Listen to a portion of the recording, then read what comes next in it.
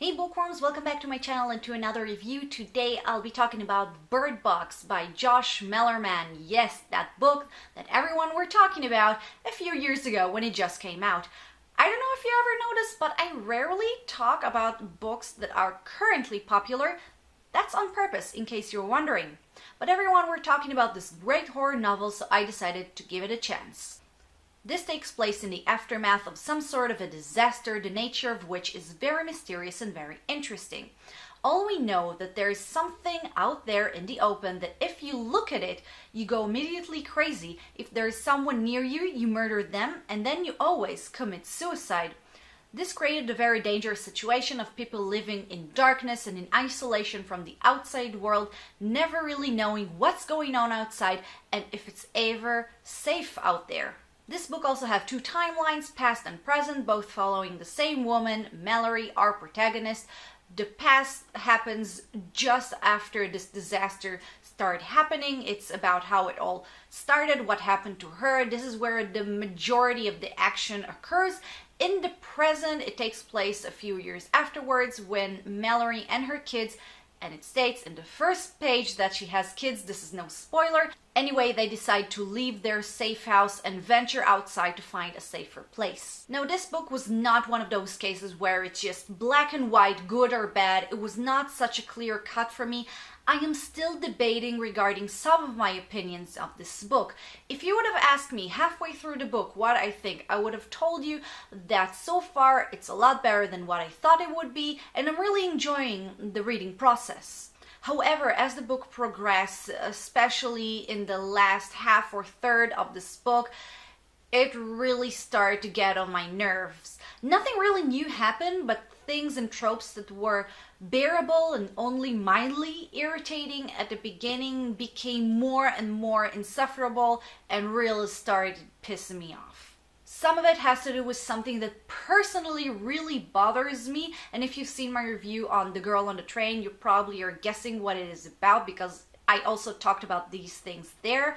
Some of it is on purpose, I assume, because whenever there's a narrative like this about survival, it's like a social experiment about what people would do in that sort of situation, what sort of groups or schools will arise, and some of these people will have an unpopular opinion that's supposed to be infuriating. But on the whole, I think that this book has one thing that's really going on for it, and the rest is not as good. And I think now will be a good time to get a little more into details, hopefully not too much details, because I know that this is not gonna be one of my shorter reviews.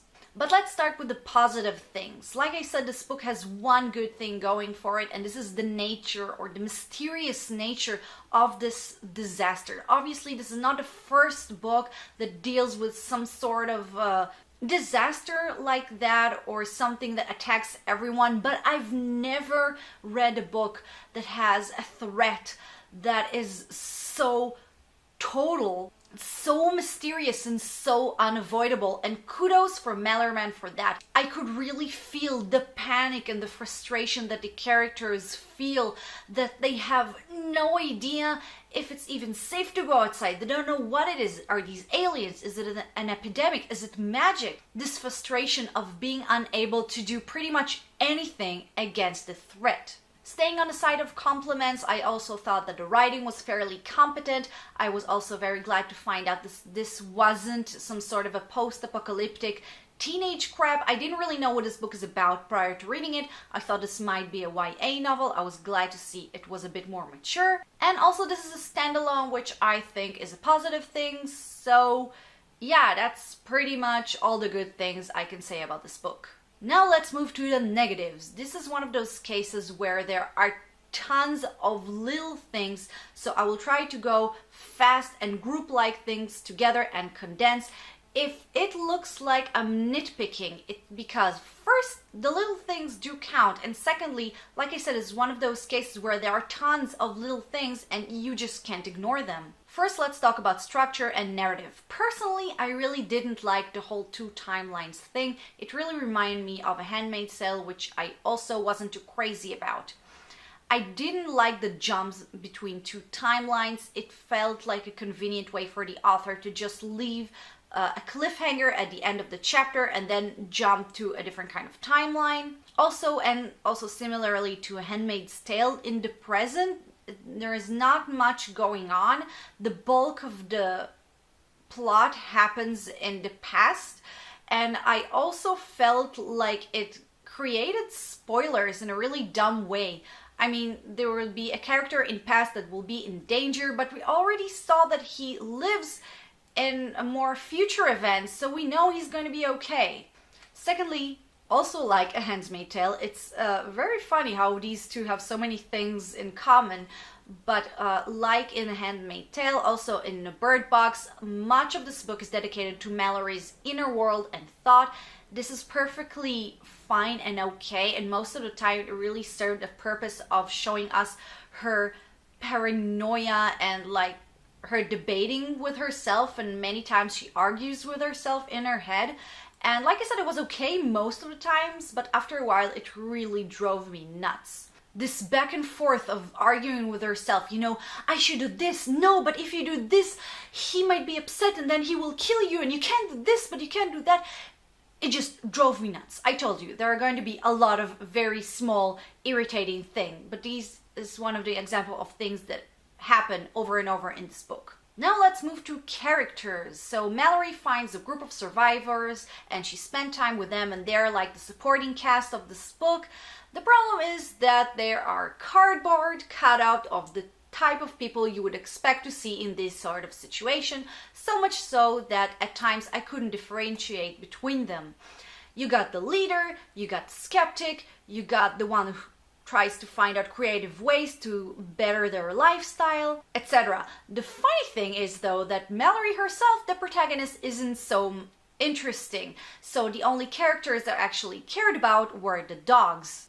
And this might be considered as a spoiler, but I would want to know these things before reading a book, and the book does start with the present timeline where you don't have dogs, so yeah, they kill the dogs, because in horror narratives, dogs are expendable, and I will talk a little more about it later. What else can I say? This book breaks its own rules regarding what actually happens to the victim of the threat and how they react to it. There are two plot twists so obvious that I wonder if they were even supposed to be plot twists. Things just happen coincidentally and end up working out. This book is constructed like a series of events just following one another, as opposed to a series of events that actually affects each other because something happens because something else has happened. They dealt with the unpopular opinion very badly. You know what I mean. It's like The Religious People in The Mist by Stephen King. In every narrative of this sort, there is someone with an unpopular opinion regarding the nature of the threat and the solution, and they convert more and more people to their little cult of dangerous opinions, and this book just handles it very badly. Like all the other characters, the unpopular opinion character is just there to be a dangerous character that eventually does something very stupid that leaves the other in very deep trouble. And I think that's where I leave it in terms of little things. I think you get the point.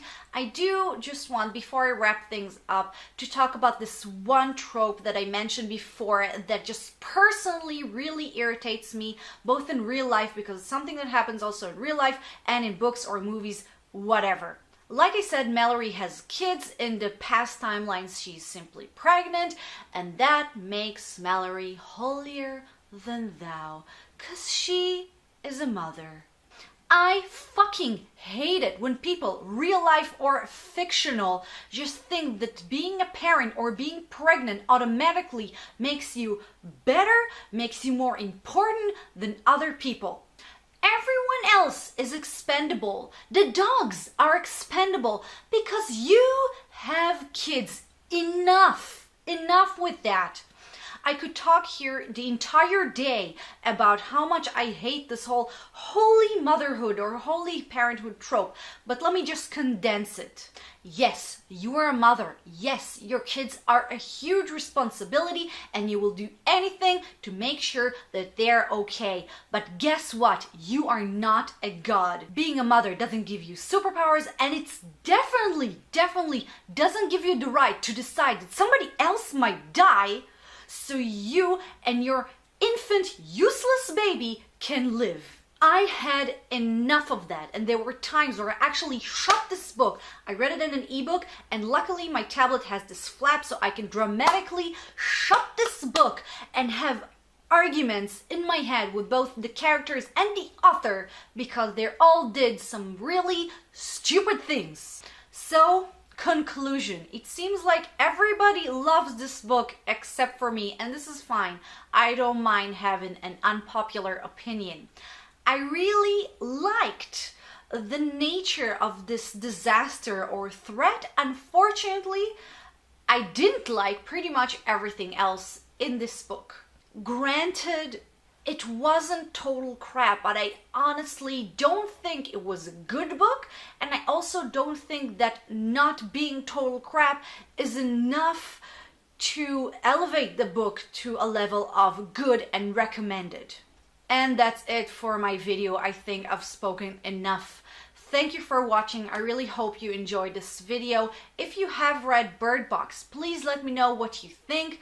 If you agree with some of my points, if you disagree, if you think that even though this book is flawed, is still good enough. You know, sometimes it comes down to not just counting how many bad things and how many good things you can say about this book, but a total feeling. I did a video not too long ago about a book that I technically had like one or two good things to say and a bunch of bad things, but still overall I felt that this book was worth it and it was a lot of fun to read. So I suppose my question is, do you think this applies to Bird Box, or maybe you thought, I don't know, that the characters were fascinating? And of course, I want to know what you think about my whole holy motherhood, holy parenthood trope. I can already imagine a lot of angry parents being angry in the comment section. Please share your opinions on this matter. So guys, again, thank you for watching. I really hope you enjoyed this video. Don't forget to click like, don't forget to subscribe to my channel if you dare, and I will see you next time. Bye bye.